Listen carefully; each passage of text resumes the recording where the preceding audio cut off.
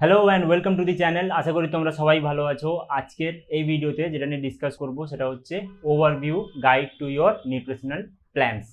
দেখো, আমাদের সবার যেটা বডি কম্পোজিশন সবার ডিফারেন্ট হয়, সেই অনুযায়ী আমাদের নিউট্রিশনাল নিডসগুলো ডিফারেন্ট হয়। তো আমরা কোনোদিন কারোর ডায়েটকে সিম্পলি কপি করতে পারবো না। তো আমাদের যখন নিজেদের জন্য ডায়েট প্ল্যান করব, তার জন্য বেসিক্স অফ নিউট্রিশনাল যে নিডগুলো আছে ওটাকে বোঝা খুবই দরকার। তো যখন আমরা ডায়েট প্ল্যান করছি তখন আমাদেরকে 6টা থেকে 7টা জিনিস মাথায় রাখতে হবে। সেটা হচ্ছে এনার্জি কনজামশন, মানে যেটা calories intake, protein, carbohydrate, fat, vitamins, minerals, hydration এবং হচ্ছে বডি কম্পোজিশন। তো এইগুলো হচ্ছে বেসিক থিং, যেগুলোর উপরে ডিপেন্ড করে তুমি তোমার ডায়েটটাকে প্ল্যান করতে পারবে ঠিক মতো। কিন্তু একটা কথা সবসময় মাথায় রাখবে যে সব ডায়েট প্ল্যানস কিন্তু সবার জন্য ঠিক মতন কাজ করে না। কিছু ডায়েট প্ল্যান তোমার জন্য খুব ভালো কাজ করবে, আবার কিছু ডায়েট প্ল্যান তোমার জন্য খুব খারাপ কাজ করবে। তো তাই জন্য তোমাদেরকে সবসময় এক্সপেরিমেন্ট করে নতুন নতুন ডায়েট স্ট্র্যাটেজিসগুলো ফাইন্ড আউট করতে হবে এবং যেটা তোমার জন্য বেস্ট কাজ করবে সেটাকে তোমাকে কাজে লাগাতে হবে। এবারে চলে আসছি এনার্জি কনজামশন, মানে হচ্ছে আমাদের ক্যালোরিজ ইনটেক। দেখো, একটা মানুষের জন্য ক্যালোরি কনজিউম করা খুবই ইম্পর্টেন্ট, কারণ সে যদি তার সারাদিনের যেটা শরীরের ক্যালোরি রিকোয়ারমেন্ট সেটা যদি ফুলফিল না করে, তাহলে তার পারফরমেন্স ইমপ্রুভমেন্ট এবং তার হেলথ এগুলো এফেক্টেড হবে। এবারে দেখো, একটা মানুষ যদি সারাদিনের মধ্যে খুব কম ক্যালোরিজ সে কনজিউম করছে, তাহলে কি হবে, তার যে মাসেল মাস সেটা লুজ করবে, সে পারফরমেন্স ইমপ্রুভমেন্টও রিডিউস করে যাবে, হরমোনাল ইমব্যালেন্সও দেখা দিবে শরীরের মধ্যে। দেখো, এবারে যদি আমি ছেলেদের কথা বলি, সারাদিনের তাদের যেটা ক্যালোরিজ ইনটেক সেটা হচ্ছে 40 থেকে 45 calories per kg of body weight per day. আর মেয়েদের জন্য ক্যালোরিজ ইনটেকটা হবে 25 থেকে 30 calories per kg of body weight per day. এবারে দেখো, তোমাদের যেটা সারাদিনের ক্যালোরিজ রিকোয়ারমেন্ট ওটা ডিপেন্ড করে তোমাদের age, height, body weight, physical activities, daily যে ফিজিক্যাল অ্যাক্টিভিটিসগুলো তোমরা করছো এগুলোর উপরে বেস করে আমাদের ক্যালোরিজ ইনটেকটা ডিপেন্ড করে। এবারে তোমাদের সারাদিনের ক্যালোরি কতটা লাগবে সেটা ফাইন্ড আউট করার জন্য একটা ফর্মুলা আমি ডেসক্রিপশন বক্সে প্রোভাইড করে দিয়েছি। অবশ্যই ডেসক্রিপশন বক্সটা চেক করে নেবে এবং নিজেদের যেটা ক্যালোরিজ রিকোয়ারমেন্ট ওটা তোমরা আরামসে ফাইন্ড আউট করতে পারবে।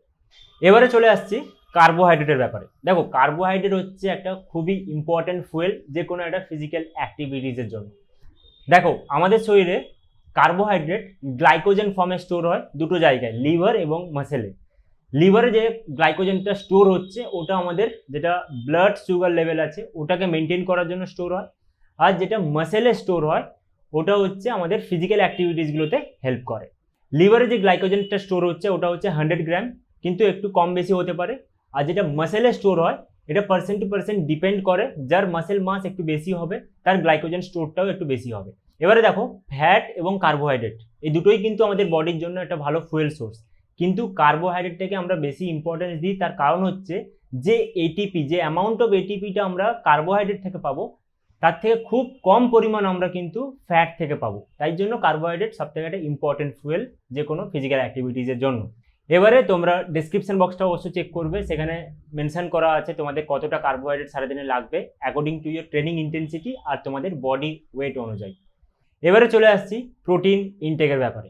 দেখো, আমরা সবাই জানি প্রোটিন আমাদের বডিতে new tissue formation, muscle growth, muscle recovery আর হরমোনাল ব্যালেন্স করতেও হেল্প করে এবং কিছুটা ক্যালোরিজ প্রোভাইড করে, যেটা এনার্জি রূপে আমরা ইউজ করতে পারি। দেখো, protein requirement percent to percent vary করে। যারা ওয়ার্কআউট করছো প্রত্যেক দিন তাদের যেটা রিকোয়ারমেন্ট সেটা অনেকটাই বেশি হবে অ্যাজ কম্পেয়ার টু যারা ইনঅ্যাক্টিভ পিপল তাদের থেকে।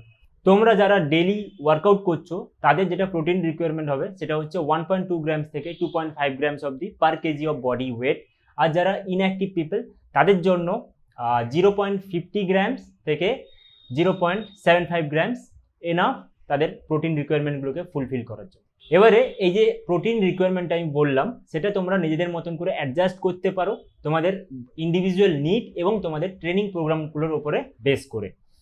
তোমাদের যেটা সারাদিনের প্রোটিন রিকোয়ারমেন্ট ওটা তোমরা সারাদিনের যে মিলগুলো নিচ্ছ ওগুলো সবগুলোতে ইকুয়ালি ভাবে ডিভাইড করবে প্রোটিনটাকে।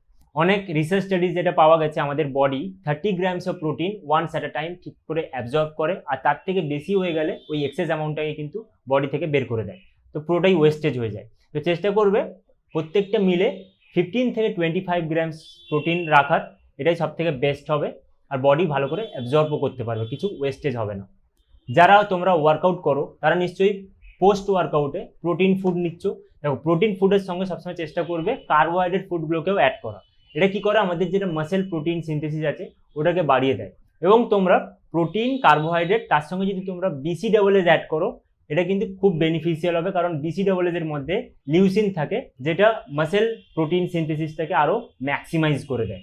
এবারে চলে আসছি ফ্যাট ইনটেকের ব্যাপারে। দেখো ফ্যাট কিন্তু আমাদের শরীরের জন্য খুবই ক্রুশিয়াল একটা নিউট্রিয়েন্ট। এবার তোমরা হয়তো ভাবছো যে আমরা যদি ফ্যাট কনজিউম করি তাহলে আমাদের বডিতে ফ্যাট পার্সেন্টেজ বেড়ে যাবে বা বডি ওয়েট বেড়ে যাবে, কিন্তু এরকম কিছুই না। কারণ ফ্যাট হচ্ছে 3 টাইপসের ফ্যাট হয়, আনস্যাচুরেটেড ফ্যাট, স্যাচুরেটেড ফ্যাট এবং হচ্ছে ট্রান্স ফ্যাট। আনস্যাচুরেটেড যে ফ্যাটটা সেটা আমাদের শরীরের জন্য খুবই ভালো, কিন্তু স্যাচুরেটেড ফ্যাটটাও আমাদেরকে কিছু কোয়ান্টিটিতে কনজিউম করতে হবে, যেটা আমাদের টেস্টোস্টেরন প্রোডাকশনে হেল্প করে। আর যতটা পারবে ট্রান্স ফ্যাটগুলোকে অ্যাভয়েড করার চেষ্টা করবে, কারণ এই ফ্যাটগুলো কি করে, আমাদের ব্যাড কোলেস্ট্রল লেভেলটাকে বাড়িয়ে দেয়। এবারে দেখো ফ্যাট ইনটেক করাটা ক্রুশিয়াল কেন বললাম, কারণ অনেক ভিটামিনস এবং মিনারেলস আছে যেটা একমাত্র ফ্যাটেই সলিউবল। এবারে তোমরা যখন ফ্যাট ঠিক মতন ইনটেক করবে না বা তোমাদের বডি যদি ফ্যাট ডেফিসিয়েন্সিতে যায়, তাহলে কিন্তু ওই পার্টিকুলার ভিটামিনস বা মিনারেলসগুলোও তোমাদের শরীরে ডেফিসিয়েন্সি দেখা দেবে। ফোকাস করবে কার্বোহাইড্রেট এবং প্রোটিন ইনটেকের উপরে তোমাদের গোলগুলোকে অ্যাচিভ করার জন্য, এবং তার সঙ্গে ফ্যাটটা জাস্ট কনজিউম করবে তোমাদের ক্যালোরিজটা যাতে ব্যালেন্স থাকে। দেখো সারাদিনের মধ্যে তোমাদের যেটা ক্যালোরিজ রিকোয়ারমেন্ট তার 20 থেকে 35% ফ্যাটকে তোমাকে কনজিউম করতে হবে। 35%-এর ওপরে কনজিউম করবে না, বাট 20%-এর নিচেও কিন্তু কনজিউম করা যাবে না। এই রেঞ্জের মধ্যেই তোমাকে ফ্যাটটা কনজিউম করতে হবে সারাদিন। এবারে চলে আসি ভিটামিনস এবং মিনারেলসের ব্যাপারে। ভিটামিনস এবং মিনারেল খুবই একটা ইম্পর্টেন্ট রোল প্লে করে আমাদের ইন্টারনাল অর্গানসগুলোর ফাংশনগুলোকে মেনটেন করার জন্য। দেখো কার্বোহাইড্রেট, ফ্যাট, প্রোটিন এগুলো তো আমাদের শরীরকে ডেভেলপ করে, যেটা আমরা বাইরে থেকে দেখতে পাই, কিন্তু যেগুলো আমাদের ইন্টারনাল অর্গানসের ফাংশন ওগুলোকে মেনটেন করার জন্য কিন্তু ভিটামিনস এবং মিনারেলস খুবই ইম্পর্টেন্ট। এবার দেখো এদের যদি ডেফিসিয়েন্সি তোমার শরীরে হয় তাহলে কিন্তু তোমাদের হেলথ এবং পারফরমেন্স লেভেলে কিন্তু এফেক্ট করবেই। চেষ্টা করবে সবসময় ডিফারেন্ট ভ্যারাইটিস অফ ফুড খাওয়ার, যাতে তোমরা বিভিন্ন রকমের ভিটামিনস বা মিনারেলস সেখান থেকে কনজিউম করতে পারো।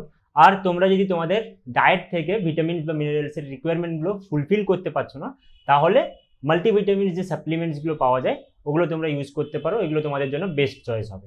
এবারে আসছে বডি কম্পোজিশন।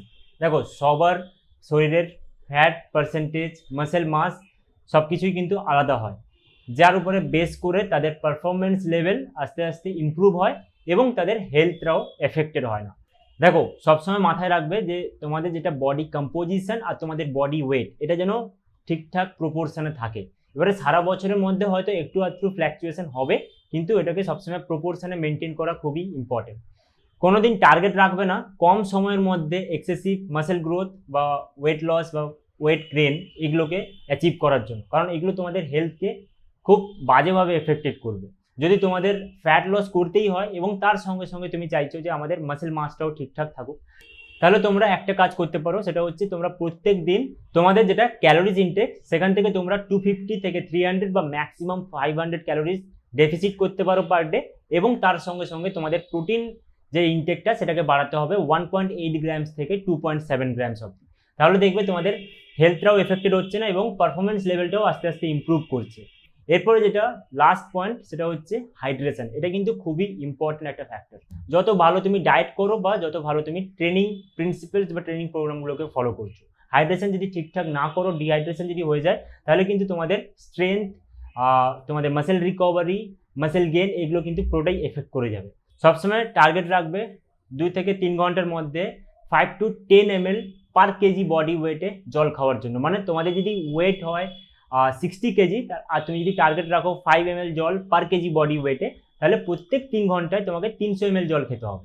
কিন্তু কোনোদিন ওভার হাইড্রেট করবে না নিজেকে, মানে প্রচুর পরিমাণে জল খাবে না। তাহলে কি হবে, তোমাদের যেটা ব্লাডের সোডিয়াম লেভেল ওটা ডাইলিউট হয়ে যাবে এবং ওটা রিডিউস করে যাবে, এবং তার ফলে তোমাদের হাইপোন্যাট্রিমিয়া দেখা দিবে। এই জন্য দেখবে অনেক স্পোর্টস ড্রিঙ্কে সোডিয়াম কন্টেন্টটা হাই থাকে, যাতে আমাদের ব্লাডে সোডিয়াম ডেফিসিয়েন্সিটা না হয়।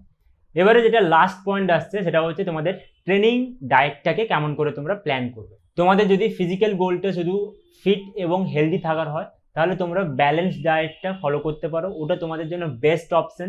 সেখানে তোমরা adequate amount of carbohydrate, protein, fat, vitamins, minerals সব কিছুই তোমরা পেয়ে যাবে, যেটা তোমাদের জন্য ইনাফ।